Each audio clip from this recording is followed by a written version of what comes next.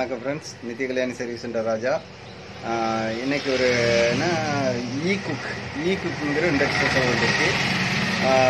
Customer என்ன சொன்னாங்கன்னா, ஓடிக்கிட்டே இருக்குது, ஒரு நிமிஷம் 2 நிமிஷம் வரைக்கும் நல்லா ஹீட் ஆகுதுன்னு. அதுக்கடுத்து ஆட்டோமேட்டிக்காக ஏதோ ஒரு நம்பர் வருதுங்க, வந்துட்டு ஆஃப் ஆகிடுது அப்படின்னு சொல்லியிருக்காங்க.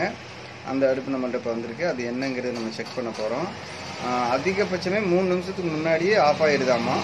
அப்போ என்ன பிரச்சனைன்னு தெரியல. இப்போ இனிமேல் தான் நம்ம ஆன் பண்ணி பார்க்க போகிறோம். அது என்ன ஃபால்ட்டுங்கிறத பார்த்துட்டு அதை நம்ம எப்படி அட்டன் பண்ணுறோம்னு பாருங்கள்.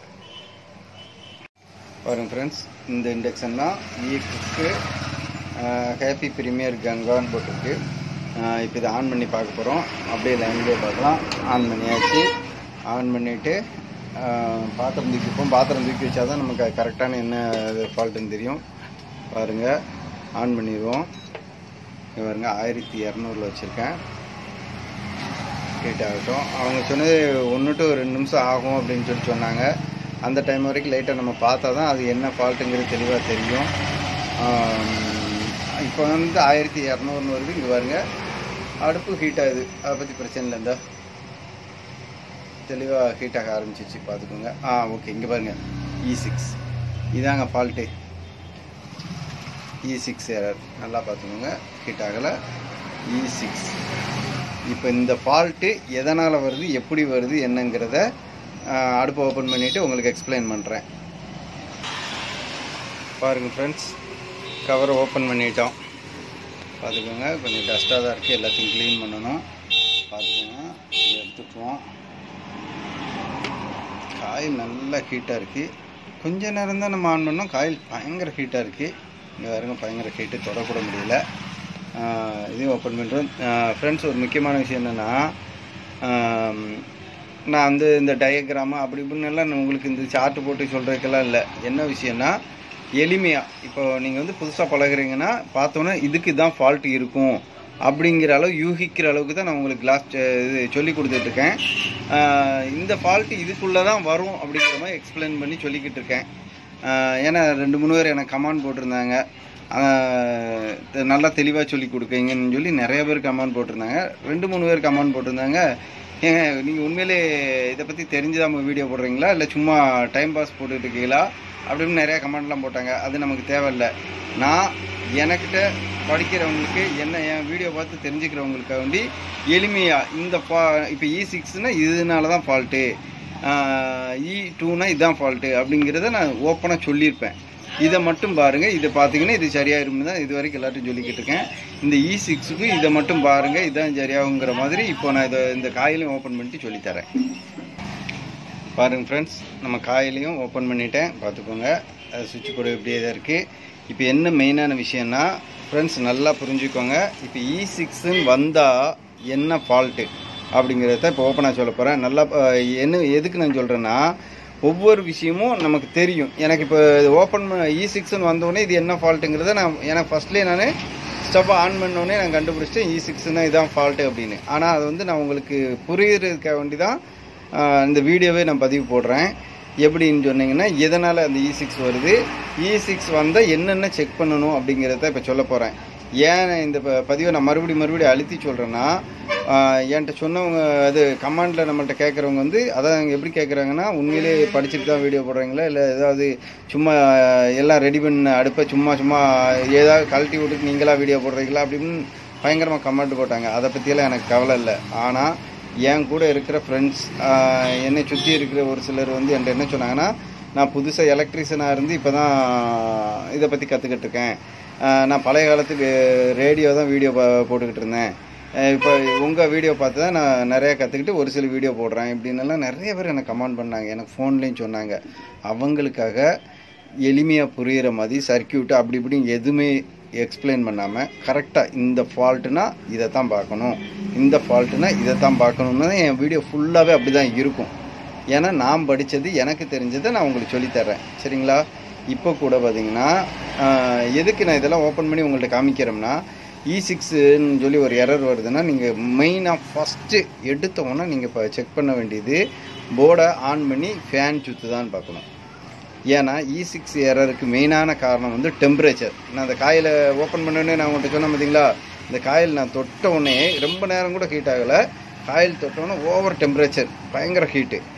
இங்கே இதை தொட்டு பாருங்கள், இது பயங்கர ஹீட்டு. அடுத்து பார்த்தீங்கன்னா இங்கே எல்லாமே பயங்கரமாக ஹீட்டாக இருக்குது. அப்படின்னா என்ன காரணம்? ஃபஸ்ட்டு வந்து நம்ம செக் பண்ண வேண்டியது ஃபேன் ரன் ஆகுதான்னு பார்க்கணும். ஏன்னா இந்த ஃபேன் கூலிங் ஃபேன் வந்து என்னென்னா இதை கூல் பண்ணிடும். அப்படிங்கும்போது இந்த டெம்பரேச்சர் கம்மியாக இருக்கும். அப்போ ஃபேனை தான் ஃபஸ்ட் நம்ம செக் பண்ணணும். ரெண்டாவது நம்ம ஃபேன் செக் பண்ணி ஃபேன் நல்லா இருந்ததுன்னா இந்த இருக்குது பாருங்கள், இந்த கெப்பாசிட்ரி 5 கெப்பாசிட்ரி செக் பண்ணுங்கள். சரிங்களா? அதுவும் நல்லா இருந்து ஃபேனும் ரன் ஆகி மறுபடியும் ஹீட்டு பிரச்சனை வந்துச்சுன்னா ஐஜிபிடியும் ரெக்டிஃபையரும் கம்பல்சரி நம்ம செக் பண்ணணும். ஏன்னு கேட்டிங்கன்னா ஐஜிபிடியிலேருந்து ஓவர் ஹீட் ஆச்சுனாலும் சேம் இதே பிரச்சனை வரும். ஏன்னா ஒரு லைனில் ஏதாவது சின்ன ஃபால்ட் இருந்தாலும் ஐஜிபிடி ஹீட் ஆச்சுன்னா இந்த மாதிரி வரும். நம்ம மறுபடியும் அதை ஆன் பண்ணோம்னா ஐஜிபிடி ஸ்டார்ட் ஆகிறதுக்கு வாய்ப்பு இருக்குது.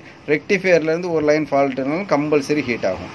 இதுதான் இந்த டெம்பரேச்சருக்கான மெயினான காரணம். ரெண்டாவது பார்த்தீங்கன்னா இங்கே இருக்குது பாருங்கள், நம்ம இந்த சென்சார்.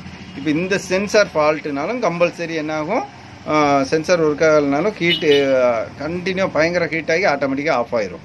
IE6 E4 இந்த மாதிரி ஏதாவது ஒரு ஃபால்ட்டு இதில் காமிக்கும். இப்போ நம்ம என்ன செய்ய போகிறோம்னா ஃபஸ்ட்டு இங்கே பாருங்கள், இதை எல்லாம் ஓப்பன் பண்ணிவிட்டேன். உங்களுக்கு இப்படி தெரியறதுக்காக நான் இது பண்ணியிருக்கேன். இப்போ இந்த லைனை கனெக்ட் பண்ணிக்குவோம். எது கீபோர்டு லைனை கனெக்ட் பண்ணுறோம். கனெக்ட் பண்ணியாச்சு. இங்கே பாருங்கள், நார்மலாகவே இப்படி கிராஸ் பண்ணி வச்சுருக்கேன். நல்லா பார்த்துக்கோங்க. நார்மலாகவே நம்ம ஆன் பண்ணோன்னா ஃபேன் வந்து ஒரு ரவுண்டு இப்படி சுற்றி நிற்கும். எல்லாருக்குமே தெரியும், பீப் சவுண்டு வந்து ஒரு ரவுண்டு லைட்டாக சுற்றினாலும் நிற்கும். ரெண்டாவது நம்ம சுவிட்சை ஆன் பண்ணோடனேயே சுற்றிடும். இதுதான் நம்ம ஃபேனோட ரொட்டேஷன் டைமிங்.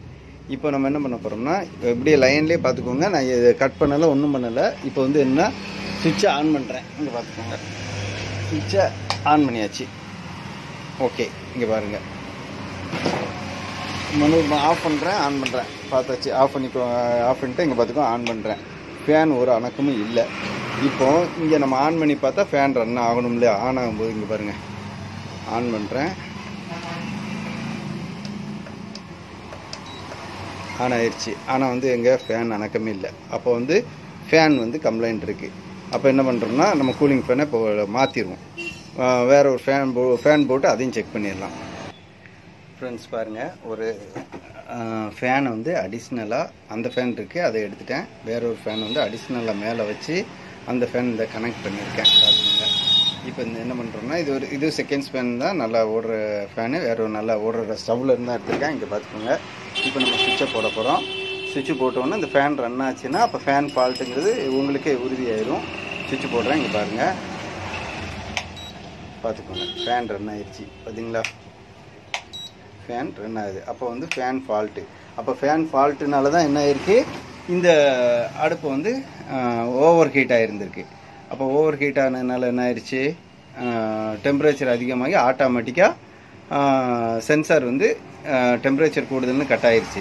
அப்படி சென்சாரு டெம்பரேச்சர் கூடுதலாக உள்ளதை கட் ஆக்குறது தான் E6 எரர். இந்த E6 எரரை தான் இப்போ நம்ம வந்து ரெடி பண்ணியிருக்கோம். இப்போ மறுபடியும் என்னென்னா இந்த அடுப்பு முதல்ல ஒரு டைம் நீட்டாக க்ளீன் பண்ணிடுறேன். க்ளீன் பண்ணிவிட்டு இந்த ஃபேனவே உள்ளே ஃபிட் பண்ணி நம்ம என்ன பண்ண போகிறோம்னா ஹீட் பண்ணி பார்க்க போகிறோம். அப்படி ஹீட் பண்ணி பார்க்கும்போது அந்த E6 வராமல் ஓகே ஆயிடுச்சுன்னா இந்த அடுப்பு வந்து பெர்ஃபெக்டாக ரெடி ஆயிடுச்சுன்னு அர்த்தம். அப்போது டெம்பரேச்சர் அதிகமானால் E6 எரர் வரும். அப்படி டெம்பரேச்சர் அதிகமானால் என்னென்ன செக் பண்ணணுங்கிறது ஆல்ரெடி நான் உங்களுக்கு சொல்லிட்டேன். இவ்வளோ தான், இது சிம்பிளான ஒரு ப்ராசஸ். சரிங்களா? இப்போது இதை க்ளீன் பண்ணிவிட்டு நம்ம என்ன பண்ண போகிறோம்னா இந்த புது இந்த ஃபேனை போட்டு ஆன் பண்ணி அவங்க சொன்ன மாதிரி 2 நிமிஷம் ஹீட் பண்ணி பார்க்க போகிறோம். அப்படி ஹீட் பண்ணி பார்த்து ஓகே ஆயிடுச்சின்னு சொன்னால் இந்த அடுப்பு பெர்ஃபெக்டாக ரெடி. சரிங்களா? வாங்க இதை க்ளீன் பண்ணிவிட்டு மாட்டி செக் பண்ணி பார்த்துடலாம். பாருங்கள் ஃப்ரெண்ட்ஸ், நீட்டாக க்ளீன் பண்ணிட்டோம் எல்லாத்தையும். அந்த ஃபேனை மாட்டிட்டேன். பழைய ஃபேன் தான் இருக்குது, இது பழைய ஃபேனு. இப்போ இந்த ஃபேன் மாட்டியிருக்கேன். இப்போ என்னென்னா இங்கே பார்த்துக்கோங்க, கீபோர்டு எல்லாமே க்ளீன் பண்ணியாச்சு. இப்போ இதை ஃபிட் பண்ணிவிட்டு நம்ம செக் பண்ணி பார்த்துடலாம். பாருங்கள் ஃப்ரெண்ட்ஸ், ஃபிட் பண்ணியாச்சு, ஃபேனையும் ஃபிட் பண்ணியாச்சு, காயிலெல்லாம் ஃபிட் பண்ணிட்டேன். எதுக்கும் ஆனால் ஸ்க்ரூ போர்டில் பார்த்துக்கோங்க. இப்போ என்ன இதை அப்படியே நம்ம க்ளோஸ் பண்ணிடுவோம். க்ளோஸ் பண்ணிவிட்டு இப்போ நம்ம என்ன பண்ண போகிறோம்னா தண்ணியை வச்சு செக் பண்ணி பார்த்துடலாம். செக் பண்ணி பார்த்தோம்னா நமக்கு என்ன கண்டிஷனுங்கிறது தெரிஞ்சிடும். ஓகே, டோரை க்ளோஸ் பண்ணியாச்சு. ரைட்டு. இப்போ தண்ணியை தூக்கி மேலே வச்சுருவோம். ஏன்னா நான் வீடியோ கட் பண்ணவே இல்லை, நல்லா பார்த்துக்கோங்க. அப்படியே பாருங்கள்.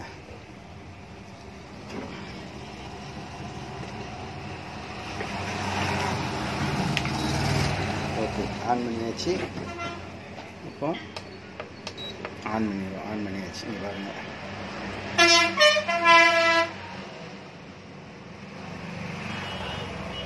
தண்ணி ஹீட்டாக ஆரம்பிச்சிருச்சு.